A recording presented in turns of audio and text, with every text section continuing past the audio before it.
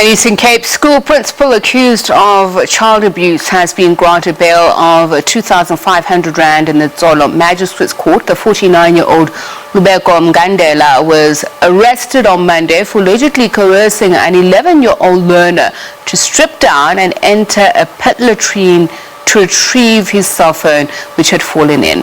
NPA spokesperson Luxolo Tyali says among his bail conditions is that he not set foot at the Luthuthu Junior Secondary School in Ugie, where the offence was allegedly committed, until the case has been finalised. Vuyiseka Mboxela, a spokesperson at the Eastern Cape Education Department, and Itumeleng Motlhabane joins us from Equal Education. A very good evening to you both, and thank you so much for speaking to us.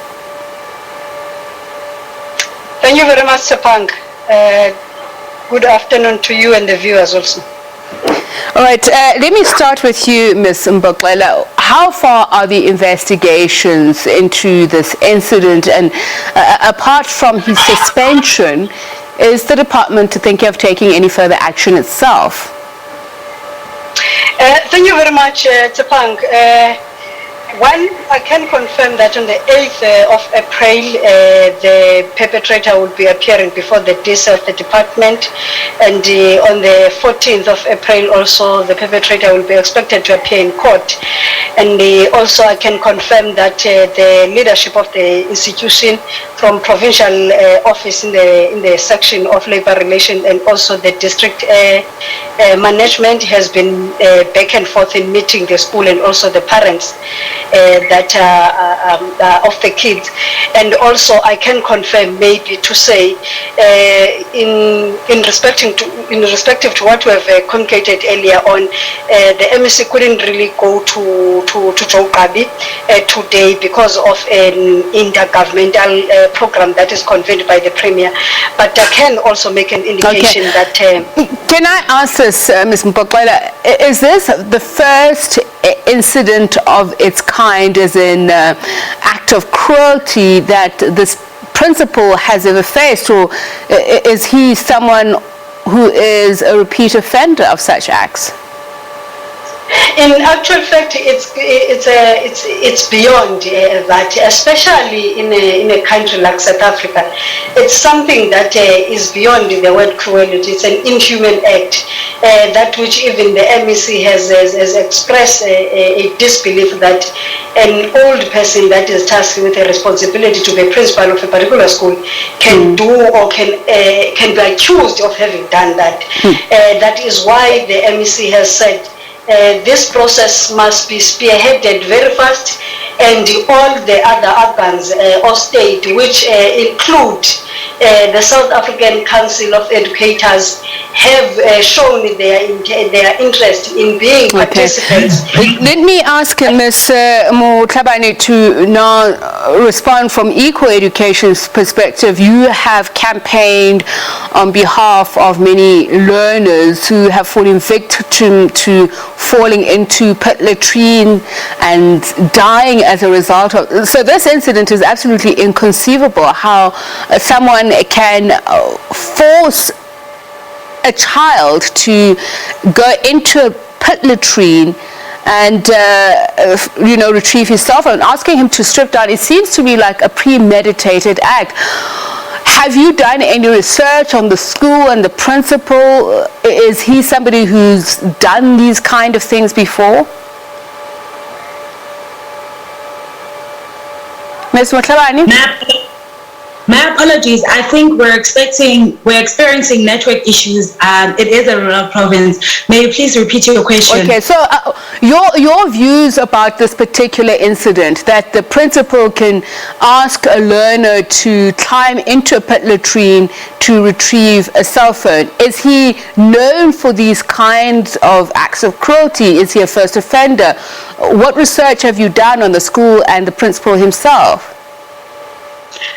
So the principal, we have no incident where he had been found guilty, but however, we are not privy to such information. I think the Department of Education would be best to answer. However, we do feel like this is just one incident amongst many that have happened because of pit-latrines, because of the existence of the illegal pit-latrines in our province. And we, as Equal Education, maintain that as much as the principal is responsible and he dehumanized a child, we cannot justify that. However, the department is also responsible for the event that occurred in Luthuthu Primary School. And you're saying they're responsible because of the presence of pit-latrine, which we know that by this point in our democracy children should not be subjected to, nor any human being be subjected to at this point. Yes, in 2013, Njimutsaha signed a law of norms and standards for public school infrastructure. That law, when it came to existence, it said pit-latrines should be banned.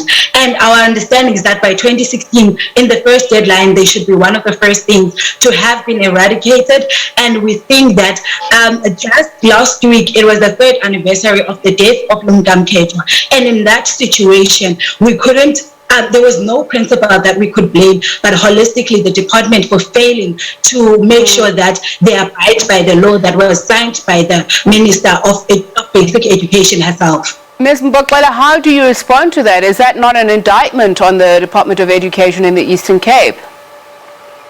First and foremost, perhaps I must make a clear indication that as we do understand that we do have a problem of pit-latrine toilets in the province, but in the case of this school is in a state of art.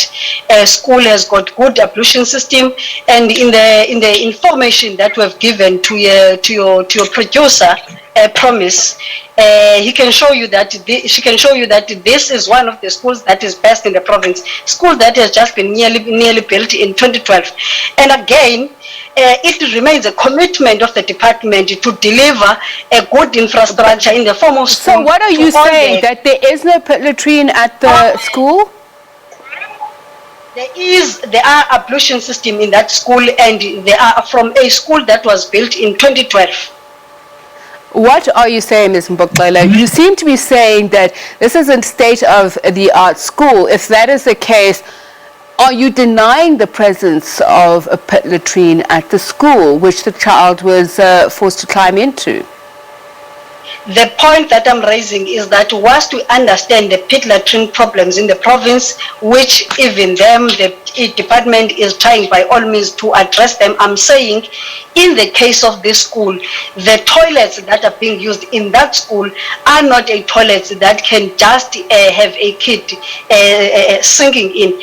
That is why in the video that which Mr. Majola is narrating, he says the learner was coerced to dig a hole so that he can be able to enter. So it therefore means that a different means from the actual infrastructure was being done in order to make sure that the kid is able to get Ms. inside. Motlhabane, what is your response to this? Because I'm not quite sure if Ms. Mboxela and I are on the same page. Perhaps I'm failing to understand her. You're listening into the conversation. What is your response? I think the fact that a learner was able to enter the toilet means that it was unsafe. And the form of the toilet, and that is the basis of our conversation, is that the toilet was a pit-latrine, was a form of a pit-latrine toilet. And this is the type of toilet that should not exist in schools, as it's put learners in danger one way or the other. How are you holding the department accountable as Equal Education? As you heard, I've asked Ms. Mboxela, do they think it's an indictment on the department? She has not responded to that question. So how should they be held to account, and how are you as Equal Education holding them to account? As Equal Education, we're using advocacy group. However, we're also demanding information from the department, which is something that has been difficult to find, which is the 2020 norms and standards for public school infrastructure report. It is now March, and we have not had that type of report because we're monitoring the progress that has been done over the years. But also, secondly, we have a campaign that is authority, where we're demanding that Tito Mboweni channels money into the Department of Basic Education so that more schools are being built. But we're also looking at the processes where the department is said to be holding accountable their contractors, because our book that we published in 2018 showed clearly that the main reason that schools are not being built in the Eastern Cape is because there is money that is lost through implementing agencies and contractors that don't finish their job or do over-costing. So we are making sure that we put pressure on the government to make sure that they have capacity to do oversight for the people that they want. As a partner in the education space, why are you withholding such information from Equal Education? It's incorrect for the colleague to say that there's information that is being withheld for them to access it. Equal Education recently, in the last quarter, which is last year, they were able to interact directly with the then departed SG, Mr. Themba Kochana, and I can confirm that they have recently also sent a petition to the Premier, and the Premier assured them that they have a direct link with the MEC. And I can tell you now that Equal Education in the province has been getting invitation to even come and attend standing committee in this province. And I can also confirm to you that there has never been a day that the office of the MEC receives a request of information from Equal Education if they would argue to say we are not getting this information. Them of lying. So from what I'm saying is, from the communication that they've been having with Mr. Kochana, the then SG, they have not yet came to the office of the MEC and say, we are looking for this information and we're not getting it. Until they are able to do that, then I would say that we are running away from information from them. But from this point, we have never been in an information point of that. And they have. I wish we had more time, Ms. Mboxela, so that we can get a response from Equal Education. But unfortunately, this is where we have to end it. Vuyiseka Mboxela, spokesperson for Eastern Cape Education. We're also in conversation with Itumeleng of Equal Education.